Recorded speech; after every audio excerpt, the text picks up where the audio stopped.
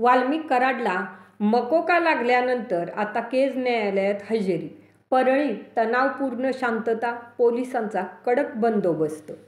खंडणी प्रकरणात वाल्मिक कराडची पोलीस कोठडी न्यायालयानं फेटाळत वाल्मिक कराडला न्यायालयीन कोठडी दिली.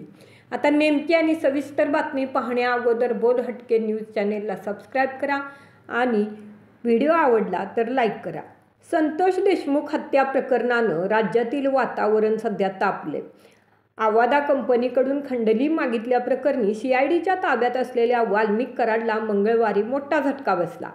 संतोष देशमुख हत्या प्रकरणात सहभाग असल्याचा ठपका ठेवत वाल्मिक कराडांवर मोक्का लावण्यात आला आणि यानंतर परळीत काल तणावाची स्थिती होती. कराड समर्थक आक्रमक झाले होते. मोक्का अंतर्गत गुन्हा दाखल झाल्यानंतर आज वाल्मिक कराडला केज न्यायालयात हजर करण्यात येणार आहे. या पार्श्वभूमीवर आज परळीत तणावपूर्ण शांतता आहे.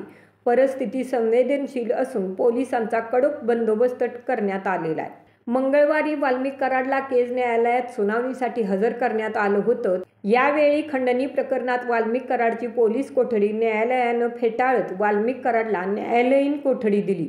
खंडणी प्रकरणात वाल्मिक कराडला न्यायालयीन कोठडी मिळाली असली तरी जामीन मिळवण्यासाठी वाल्मिक कराडला खूप यातायात करावी लागेल. कारण आता वाल्मिक कराडवर मोक्का लावण्यात आला आहे.